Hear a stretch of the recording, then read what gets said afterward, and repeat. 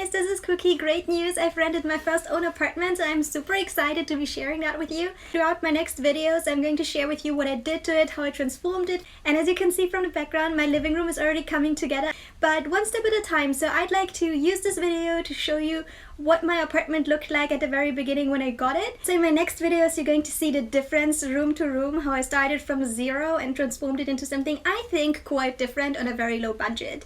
Stay tuned and check out my other videos. This video is about what did my place look like on day one. And before I start doing that, I have to apologize because I was actually that excited on day one that I forgot to take a video of the place I will be living in. So all I have is pictures, but it will still help you to get an idea what space we are talking about, what size it is, and what it looked like before I started making the transformations. But don't worry, afterwards I'm moving back to all videos. I'm sorry. In order to make up for not having a video of what the apartment looked like at the beginning, I decided to make a little floor plan so that I can show you around the apartment. I do encourage you to do the same if you do want to renovate your own apartment, because it can be really tedious when you want to buy a couch or a carpet and aren't really sure about their dimensions. Trust me. Take a tape measure, go around the house, drop down all the dimensions, and you will be good to go. Besides the obvious benefits of knowing the dimensions, it's actually great to get a feeling for the space you're living in, especially if you're trying to get a lot of new furniture or move the furniture around that you already have. That applies in particular if you're moving into an apartment that already has a lot of furniture, because it might trick you into the feeling that you can only place the furniture in exactly the same spot, which more often than not is actually not the case. Get out your tape measure and don't let the current setup of the apartment limit your imagination. Promised? Here we go, let us zoom in. So we are starting our journey from the main entrance door. We walk through the entrance door and we get into the first bedroom / dining room. Let us pass through it and go into the large bedroom right away. We are now facing the door that we just walked through. To the right you can see the oldest TV you must have seen in a really long time, at least that applies to me, and a TV stand. So I can't tell you which of the two is actually heavier because I had to carry both of them downstairs and my apartment is on 6th floor. So you can imagine that was definitely my least favorite activity of the day. To the left of the door you can see the fridge. As you will see later on as we go to the kitchen is actually quite full already. So they decided to put the fridge into the living room, which doesn't work out for me at all because I love cooking.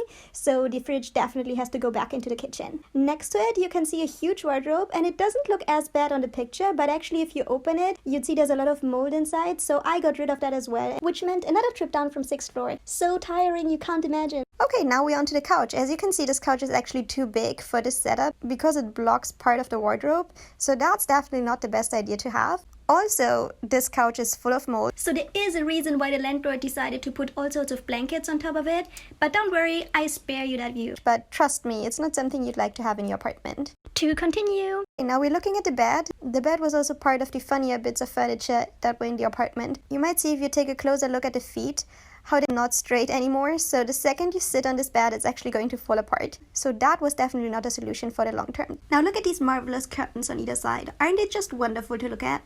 Now we're heading out of this door to the balcony. Surprise, surprise! Another moldy wardrobe to look at. Isn't that just too good to be true? And next to it, a desk that seems to have been stolen from some school. So some school in this vicinity is currently missing a desk and a chair. Now that we have had a look at the currently larger bedroom as well as the balcony, let us head back to the area where we came from and look at the room that was opposite the entrance door when we entered. To the left side of the room there's a small bed, which has exactly the same problem as the previous bed. As soon as you sit on it, it's actually falling apart.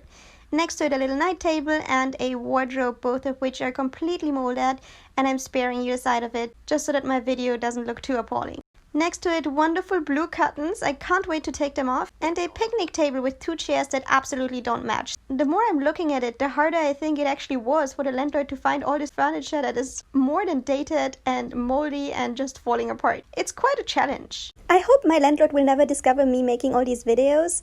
Otherwise, I don't really know how to explain that I don't like his style. We continue our journey to the other side of the apartment. As we walk down the hallway, there's a door to the left. That's where the restroom is, so let us look what the restroom looks like. Oh no, the restroom looks just so disgusting. I think the restroom actually looks the most disgusting and moldy of the whole apartment. It's just incredible that someone was actually living here like this for several years. Besides there not being any storage spaces in this bathroom, if you can even call this bathroom. There's also no mirror. And worst of all, you might notice that there's no separation between the shower and the rest of the bathroom. So basically, when you take a shower, the whole bathroom floor will be completely wet. And unless you're disciplined enough to completely dry the bathroom floor after taking a shower, you'll be carrying the water to the rest of the apartment when you get out of the bathroom. Let's get quickly out of the bathroom before we get a headache. And if we continue straight through the hallway, we can actually reach the last room, which is the kitchen. So here we are, this is the kitchen. Yes, it's actually as terrible as it looks. There are no proper kitchen cabinets, so to the very left, what you're looking at is a desk. Yeah, just a simple desk. The stove is actually just placed on top of a cabinet. And as you can see on the picture, it's definitely a very sad cabinet. If we continue to the right, the landlord was kind enough to put a bookshelf into the kitchen for whatever reason. And next to it, you can see the oldest sink I have seen in a very, very long time. It's at least 50 years old, if not more. Without spending a lot of money, this kitchen seems quite a challenge to transform. So after having seen the pictures, you might be wondering, why on earth did she take this apartment that looks so horrible and run down? So there are a couple of reasons. First of all, the rent is just so low, you know, compared to all the other apartments in this area. I wanted to find an apartment where I could actually do things, make changes, so it makes sense for the apartment not to look too good, otherwise I don't even know what changes to make. I started my apartment hunt thinking I really want to do some hands-on DIY, so I didn't want the apartment to look too good. At the same time, the rent should be so low that I can actually afford making some changes, even if they are minor changes.